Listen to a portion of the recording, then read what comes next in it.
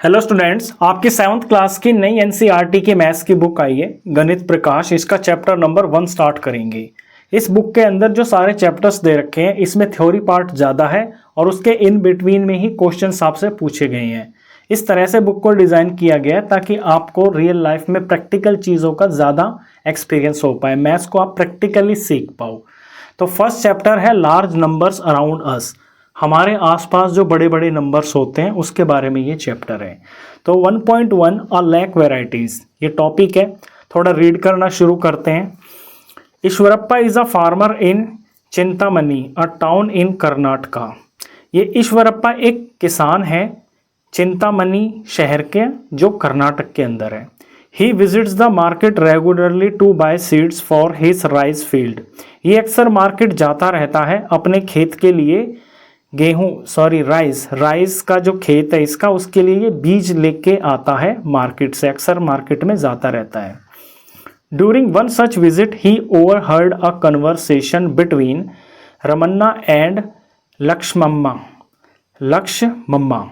हाँ, एक विजिट के दौरान जब ये मार्केट गया तो इसने इन दो लोगों की बातें सुनी, रमन्ना और लक्ष्मम्मा की। Ramanna said, earlier our country had about a lakh varieties of rice. Ramanna कहता है कि पहले हमारे देश में जो है ना, राइस की 1 लाख वेराइटीज थी, यानी 1 लाख तरह के चावल थे। Farmers use to preserve different varieties of seeds and use them to grow rice. और जो किसान होते थे वो उन बीजों को प्रिजर्व करते थे। वो जो अलग अलग तरह की वेराइटीज थी ना चावल की, उनके बीजों को वो प्रिजर्व करते थे और फिर उनको उगाते थे। Now we have only a handful of varieties.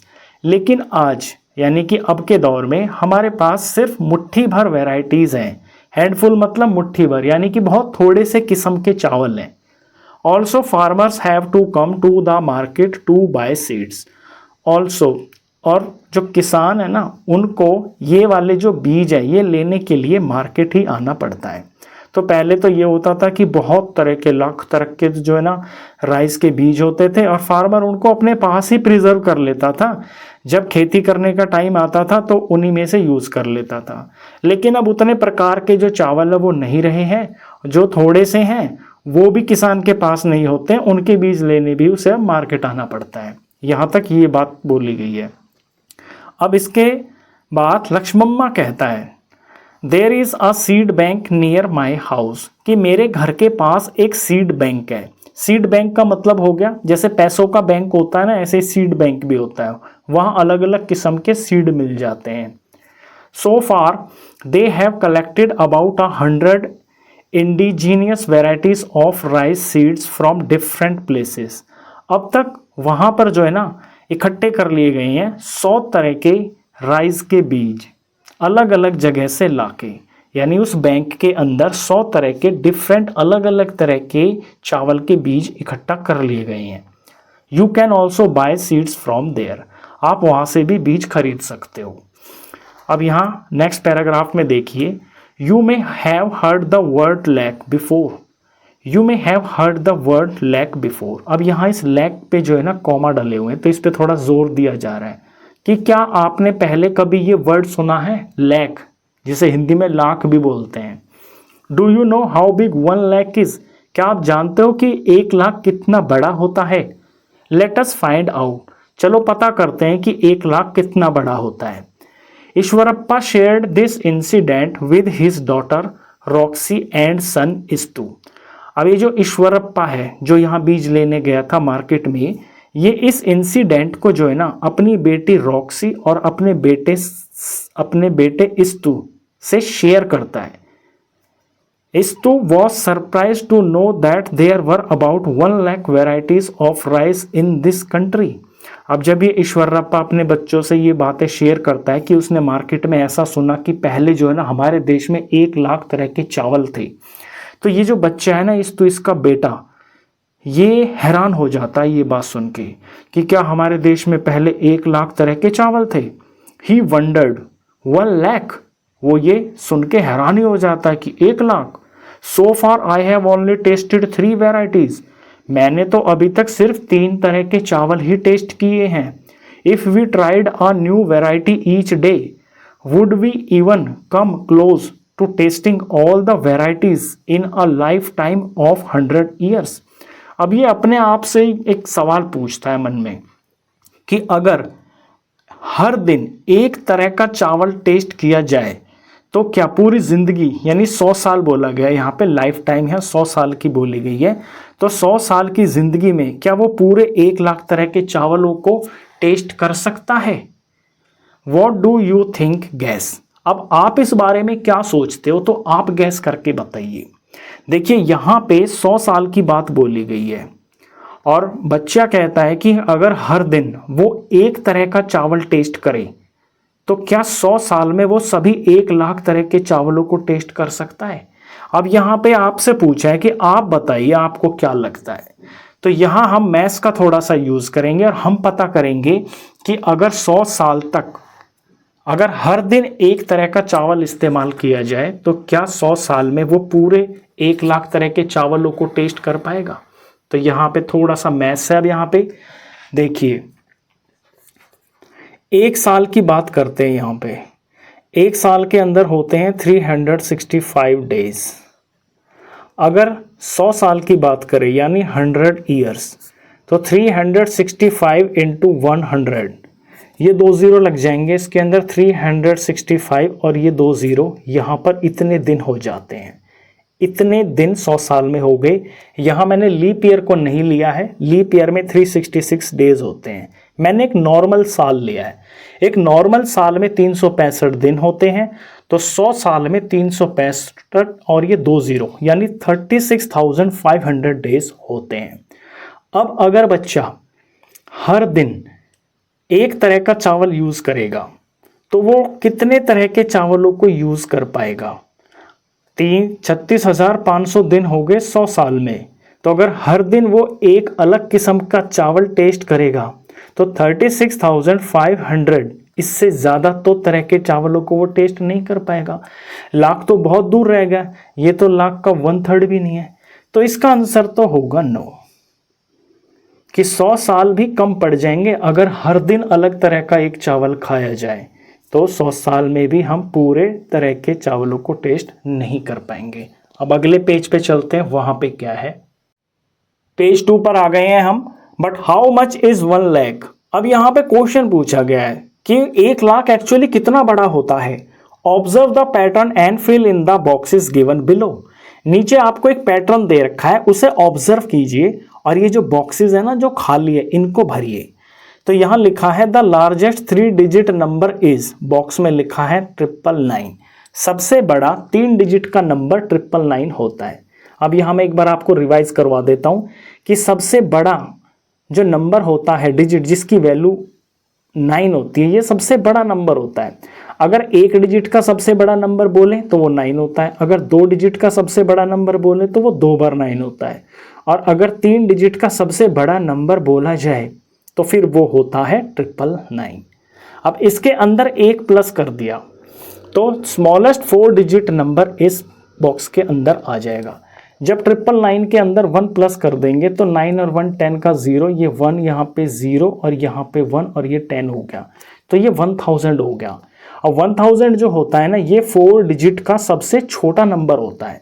अगर आपसे 2 डिजिट का सबसे छोटा नंबर पूछा जाए तो उसमें पहला नंबर 1 और दूसरे के लिए 0 आ जाता है।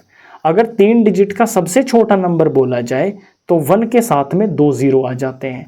4 डिजिट का तो 1 के साथ में 3 0, और अगर 1 के साथ में हम 4 0 लगा देते हैं तो टोटल डिजिट ये 5 हो गए। तो ये 5 डिजिट का सबसे छोटा नंबर है।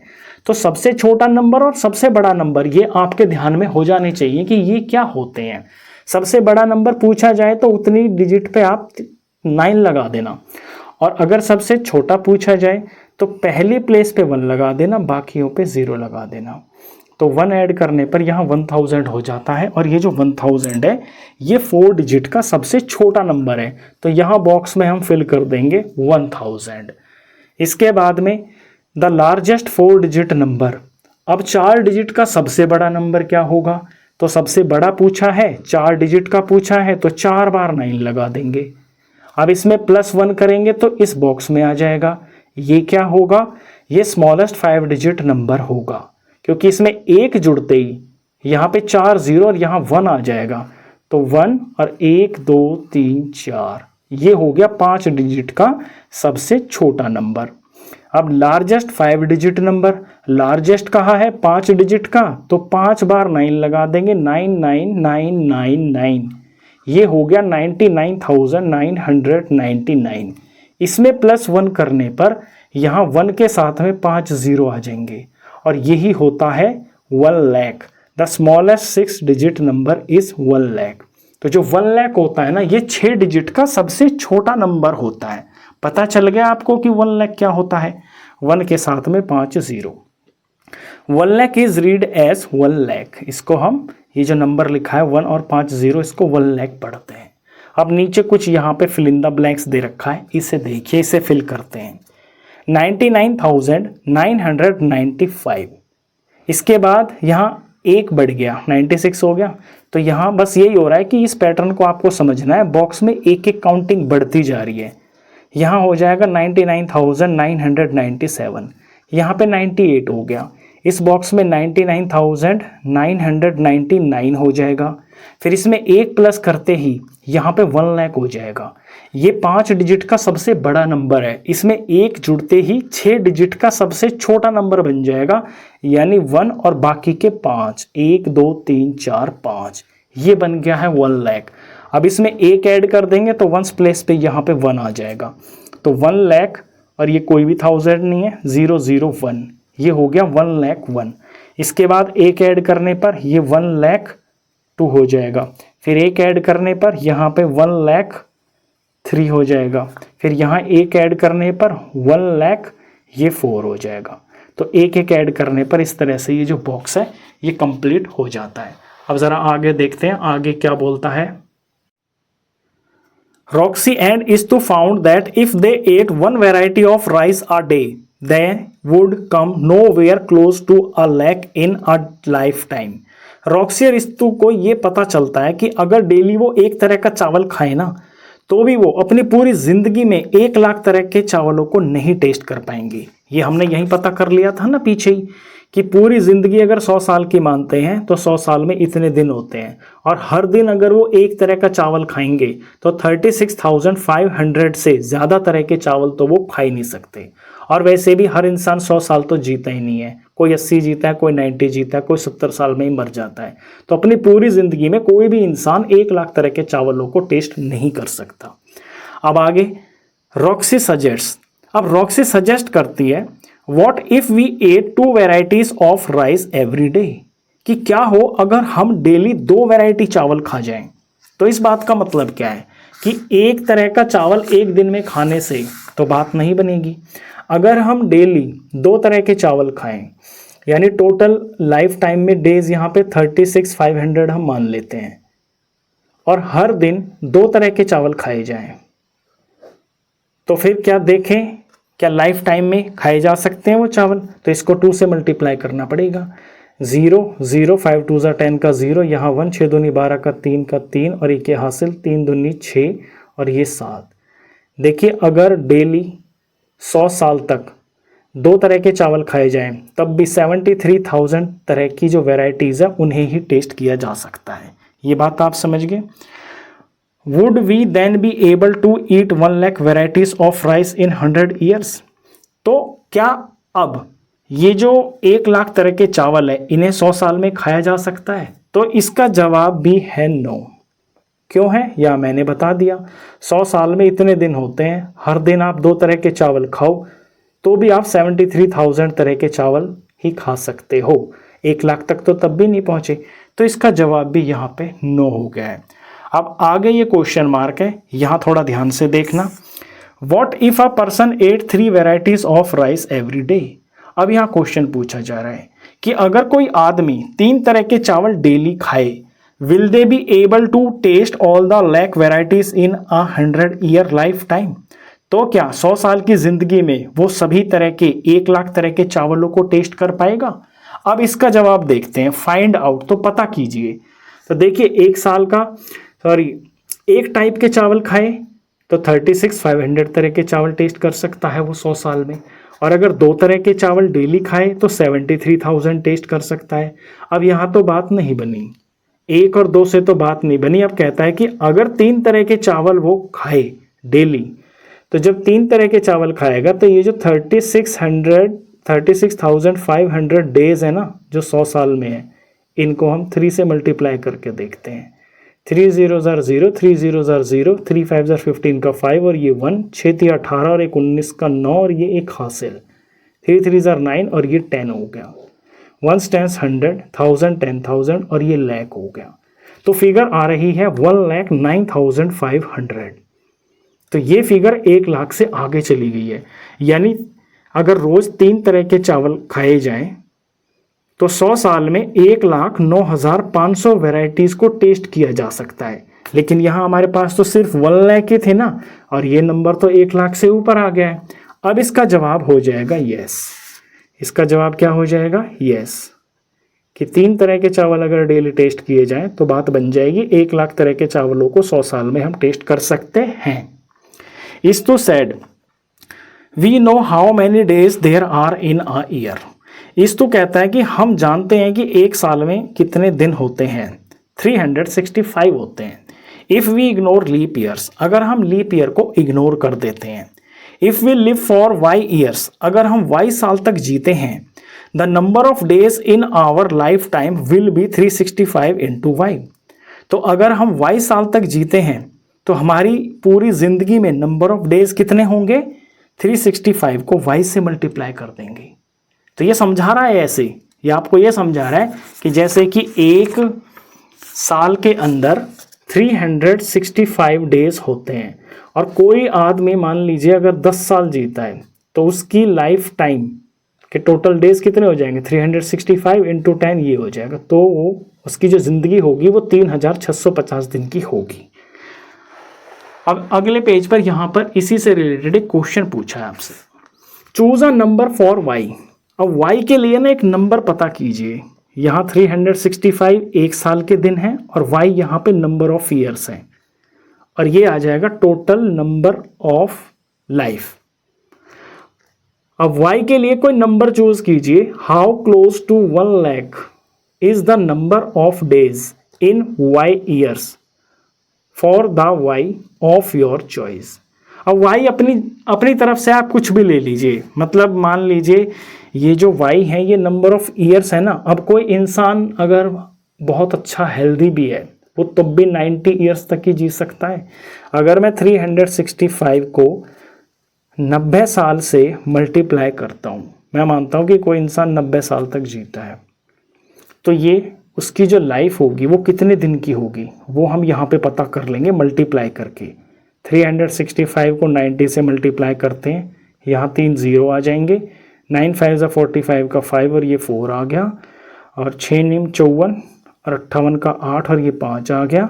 9 3 27, 28 29 30 31 32, 32,000। ये 0, ये 5, ये 8, ये 2 और ये 3। 32850, 32850। कोई इंसान अगर 90 साल भी जिंदा रहता है तो उसकी पूरी ज़िंदगी जो है ना 32,850 दिनों की होगी। अब ये जो नंबर आया है इसके बारे में ये कहता है कि how close to 1 lakh is the number of days in Y years. तो ये जो वाई साल आपने लिए, 90 साल लिए ना आपने, तो ये 1 लाख से कितनी दूर है? तो ये तो 1 लाख से बहुत दूर है। मैंने तो बेस्ट केस लिया है ना कि अगर कोई इंसान 90 साल जीता है तब भी वो इतने दिन जीता है, तो ये 1 लाख से बहुत ज़्यादा पीछे है, बहुत कम है ये। तो यहाँ ये जो ना जो 1 लाख है ना, इसकी महानता को दिखा रहे हैं एक तरह से ये कि बेटा तुम पूरी ज़िंदगी अगर अच्छे से खाओ पियो और 90 साल और 100 साल भी जियो ना, अगर मान लो अगर मैं 365 को अगर 100 से भी मल्टीप्लाई करता हूँ ना, तो 365 और 00 36,500 डेज। अगर 100 साल भी जिंदे रहे ना तब भी तुम 1 लाख के 1/3 के आसपास ही पहुंच पाओगे। 1 लाख इतना बड़ा नंबर होता है। तो यहाँ इस 1 लाख की भव्यता को दिखाया गया है कि 1 लाख की वैल्यू इतनी होती है, ये इतना बड़ा नंबर होता है। अब आगे देखिए, क्वेश्चन 3 पर ये 3 फिगर आउट हैं, इनको पढ़ते हैं और इनका जवाब देते हैं। फर्स्ट पार्ट देखिए, according to the 2011 census the population of the town of Chintamani was about 75,000। 2011 के सेंसस में, सेंसस होता है जो जनगणना होती है ना, जो सरकार जो ना लोगों की पॉपुलेशन की गिनती करती है। 2011 में ये चिंतामणि के शहर की पॉपुलेशन 75,000 थी। How much less than 1 lakh is 75,000। अब ये कहा गया है कि 1 लाख से जो है ये कितना कम है, 75,000। तो इसका जवाब हम दे देंगे। ये 2011 है, 2011 के अंदर जो पॉपुलेशन है ये है 75,000, ये हमें गिवन है। 1 लाख से ये कितना कम है, कितना कम है, इसके लिए हमें 1 लाख में से इसे माइनस कर देंगे। 1 लाख में से 75,000 हम यहाँ माइनस कर देंगे, तो ये 0 0 0, 10 में से 5 गया 5, 9 में से 7 गया, ये 2 आ गया, यहाँ पे 0 आ जाएगा, 25,000 लेस, यानी 1 लाख से 25,000 कम है उसके शहर की जो पॉपुलेशन है। तो 25,000 लेस, ये इसका जवाब है। सेकंड पार्ट देखिए, सेकंड पार्ट में the estimated population of Chintamani in the year 2024 is 1,06,000। अच्छा, ये जो चिंतामणि है ना, ये शहर का नाम है, तो चिंतामणि शहर का नाम है। 2024 के अंदर इसकी पॉपुलेशन इतनी थी, तो इसे लिख लेते हैं, ये है 2024 और इसके अंदर इसकी पॉपुलेशन 1,06,000 है।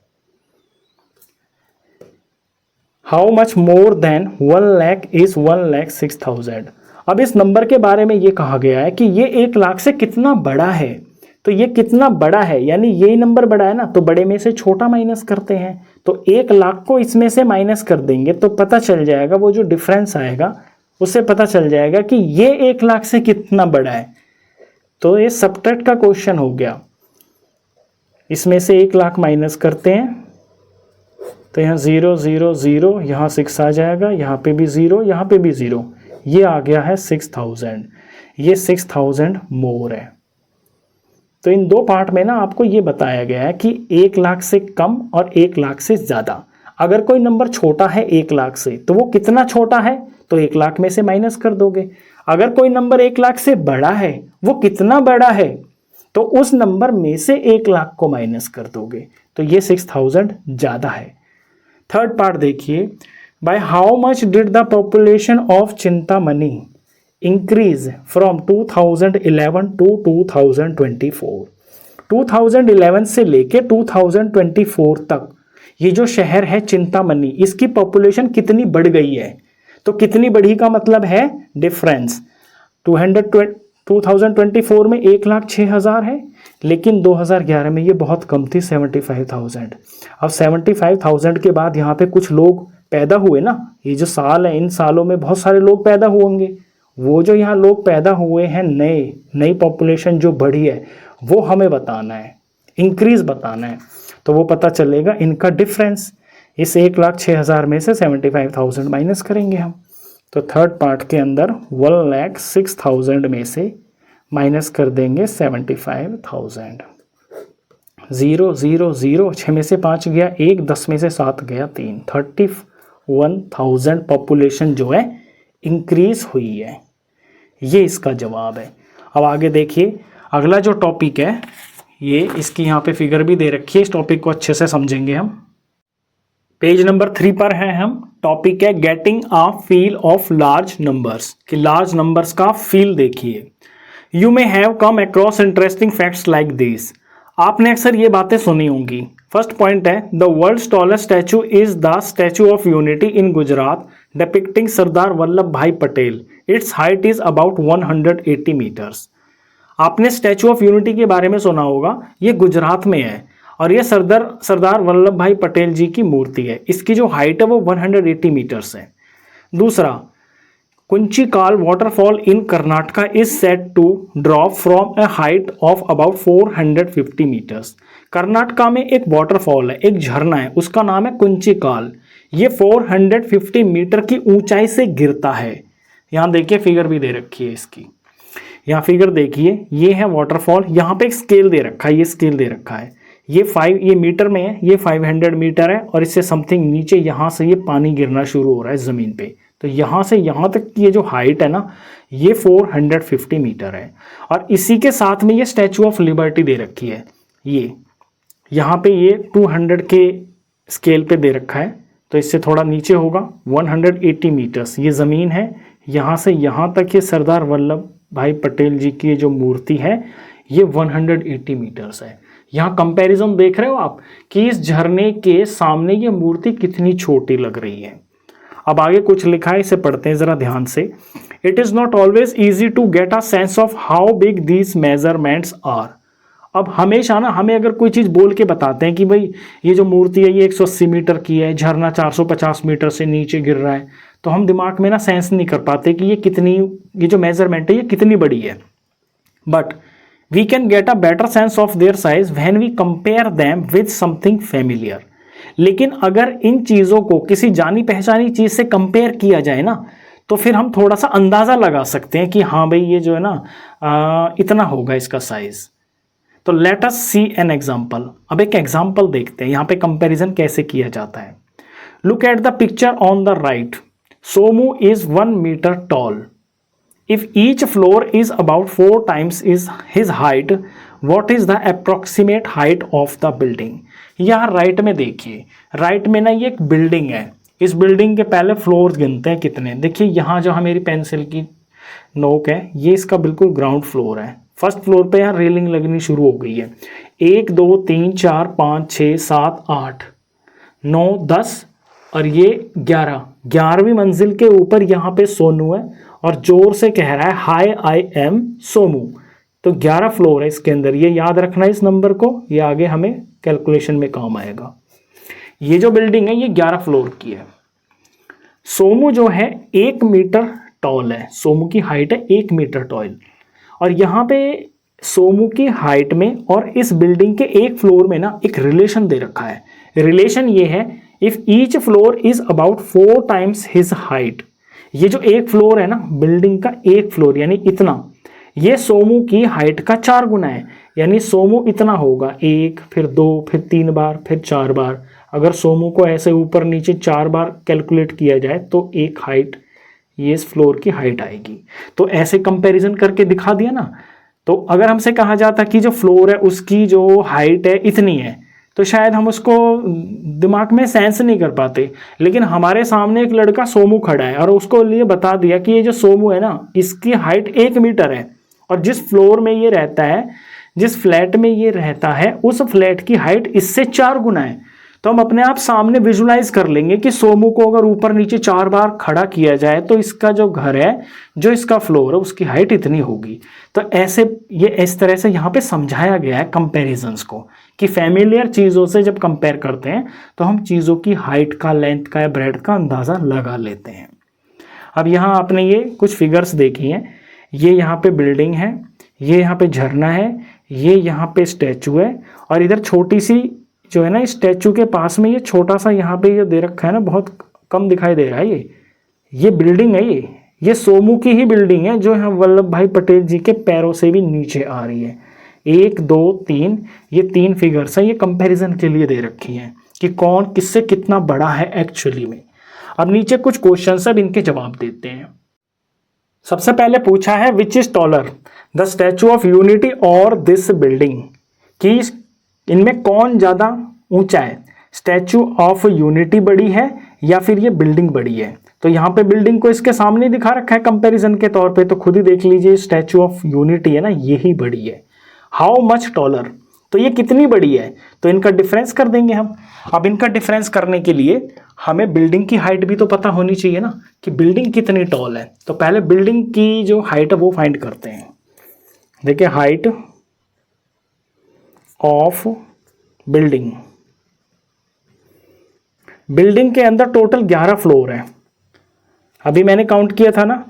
और ये सोमू की हाइट का, सोमू की जो हाइट थी वो थी 1 मीटर और इसका 4 गुना थी, यानी कि 4 मीटर तो सिर्फ एक फ्लोर है और 11 फ्लोर है यहाँ पे, तो इसे 4 मीटर से मल्टीप्लाई करेंगे यानी कि 44 मीटर ये बिल्डिंग की हाइट है। ये इसके पैरों तक की आ रही है, यहाँ पे 44 मीटर। अब इन दोनों में कौन बड़ा है? इन दोनों में ये स्टैचू ऑफ यूनिटी बड़ी है। कितनी बड़ी है? इन दोनों का डिफरेंस कर देंगे। तो डिफरेंस यहाँ पे करते हैं। जो स्टैचू है इसकी हाइट ऊपर हमें दे रखी थी 180 मीटर्स, और बिल्डिंग की हाइट हमने अभी अभी फाइंड कर ली है 44 मीटर्स। 10 में से 4 गया 6, 7 में से 3 गया तो 7 में से 4 गया तो यहाँ 3 आया और 136 मीटर। तो जो डिफरेंस है ना वो 136 मीटर का है, 136 मीटर। यहाँ फिल इन द ब्लैंक में लिख दोगे आप 136 metre. We can see that the height of the Statue of Unity is close to 4 times the height of Somu's building। अब यहाँ पे हम थोड़ा सा एक ऑब्जर्वेशन कर पा रहे हैं कि जो ये स्टैचू ऑफ यूनिटी है ना, ये सोमू की बिल्डिंग का लगभग 4 टाइम्स है, यानी कि 4 गुना है। 4 गुना कैसे है वो कैलकुलेशन में भी देख पा रहे हैं हम। देखिए हाइट जो है सोमू की बिल्डिंग की वो है 44 मीटर्स। अब इसका अगर मैं 4 गुना करता हूँ यहाँ पे तो 4 4 जार 16 का 6 और ये 1 आ गया, 16 और 1 76 आ गया। तो बिल्डिंग का 4 गुना हो गया 176 मीटर। और जो ये स्टैचू था, इस स्टैचू की हाइट है 180 मीटर। तो लगभग ये इसके बराबर ही है ना, बस यहाँ पे 4 मीटर की कमी है।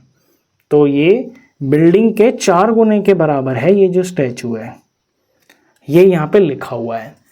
नीचे how much taller is the Kunchikal waterfall than Somu's building. अब कंपैरिजन करना है सोमू की बिल्डिंग का और ये जो वाटरफॉल है इसका। इसमें पूछा है कि ये जो कुंचिकाल वाटरफॉल है ये कितना लंबा है सोमू की बिल्डिंग से, तो इसका डिफरेंस निकाल लेंगे हम। यहाँ जो वाटरफॉल है, वाटरफॉल का हाइट दे रखी है 450 मीटर। तो हाइट ऑफ वाटरफॉल, मैं यहाँ शॉर्ट में लिख रहा हूँ सब कुछ। हाइट ऑफ वाटरफॉल यहाँ दे रखा है 450 मीटर्स। और जो बिल्डिंग है, बिल्डिंग की हाइट अभी अभी निकाली हमने, ये थी 44 मीटर्स। तो इनका डिफरेंस करेंगे हम। 10 में से 4 गया 6 आ गया, यहाँ 4 बचा, 4 में से 4 गया 0 और ये 4 आ गया। ये आ रहा है 406 मीटर।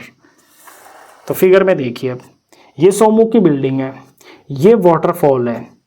तो सोमू की बिल्डिंग से ये जो वाटरफॉल की हाइट है ये ज़्यादा, हमसे ज़्यादा पूछी है, कितनी ज़्यादा है? ये 406 मीटर ज़्यादा है। तो यहाँ 406 लिखेंगे। तो जब आपसे कोई चीज़ ज़्यादा पूछी जाती है ना या कम पूछी जाती है, तो जो बड़ा जो नंबर होता है उसमें से छोटे नंबर को माइनस करके जो डिफरेंस आता है वो उन चीज़ों की हाइट का डिफरेंस होता है। थर्ड पार्ट देखिए, how many floors should Somu's building have to be as high as the waterfall. अब ये कहता है कि how many floors should Somu's building have to be, Somu की बिल्डिंग के कितने फ्लोर होने चाहिए ताकि उसकी जो हाइट है वो यहाँ वाटरफॉल तक पहुँच जाए। यहाँ नंबर ऑफ बिल्डिंग नहीं पूछा, ये ध्यान में रखना। यहाँ पे बात फ्लोर की जा रही है। फ्लोर से मतलब हो गया एक फ्लैट की ऊंचाई, ये वाली।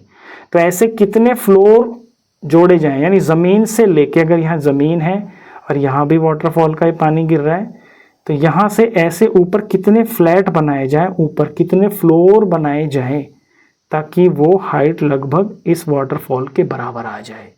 अब ये करने के लिए पहले तो समझो कि वाटरफॉल की हाइट कितनी है। इसकी जो हाइट है ये है 450 मीटर। इसमें थोड़ा कैलकुलेशन करना होगा और थोड़ा इसमें कंसेप्ट को समझना होगा कि इसमें हम क्या करेंगे।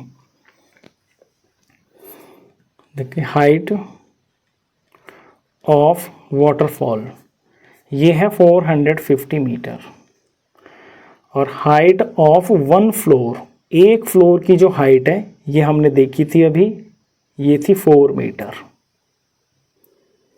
तो अब नंबर ऑफ फ्लोर्स फाइंड करने के लिए, नंबर ऑफ फ्लोर्स फाइंड करने के लिए 450 को हम डिवाइड करेंगे 4 से। 4 से डिवाइड करते हैं इसको। डिवाइड ही क्यों करेंगे? क्योंकि देखिए ऐसे हम जोड़ते हुए चले जाएंगे 4 4 4 4 4 4, तो इसमें कुछ बार बार ऐड कर रहे हैं ना, तो यानी कि मल्टीप्लाई कर रहे हैं। यहाँ पे समझा देता हूँ एक बार कि 4 मीटर के 4 मीटर के फ्लोर्स हैं। ये नंबर ऑफ फ्लोर्स कितने हमें पता नहीं है, लेकिन इनको बनाते हुए जाना है, बनाते हुए जाना है। और कितनी हाइट तक जाना है? 450 तक। तो यानी 4 में क्या मल्टीप्लाई कर दें हम ताकि 450 मीटर आ जाए। अब ये जो क्या होता है ये क्या हमें पता चल जाएगा जब 450 को हम 4 से डिवाइड कर देंगे। तो डिवाइड करते हैं इसको 4 से, 4 1 जा 4 आ गया, ऊपर से ये 1 पे जाएगा, जब यहाँ 5 आएगा, ये 5 उतार ही लेता हूँ मैं तीर लगा के, 4 1 जा 4 और ये 1 और ये 0 आ गया, और 4 2 जार ये 8 आकर माइनस करके यहाँ 2 आ गया। देखिए पूरे पूरे तो 112 फ्लोर हैं। 112 फ्लोर बनने के बाद भी ये हाइट पहुँचेगी नहीं ऊपर तक, क्योंकि 450 जाने के लिए अभी भी ये 2 रिमाइंडर हो रहा है। यानी ऐसे जब बिल्डिंग बनाई जाएगी ये टोटल 112 फ्लोर्स हो गए, और इसके बाद में ना एक आधा फ्लैट और बनाना पड़ेगा, यानी हाफ और बनाना पड़ेगा। हाफ क्यों? क्योंकि यहाँ पॉइंट लगा के अगर मैं 0 लगा दूंगा तो ये 5 पे चला जाएगा 20। तो पूरे पूरे 112 फ्लोर और उसके बाद भी एक आधे फ्लोर जितनी हाइट बिल्डिंग को बनाना पड़ेगा। तो इसको डिवाइड करके 112.5 आया, तो यही हमारा जवाब होगा, हम यही आंसर में लिख देंगे। How many floors? 112.5 फ्लोर्स। ये पेज नंबर 3 था। पेज नंबर 3 तक का हम इस वीडियो में रखते हैं, बाकी के आगे के जो चीज़ें हैं वो नेक्स्ट वीडियो में करेंगे।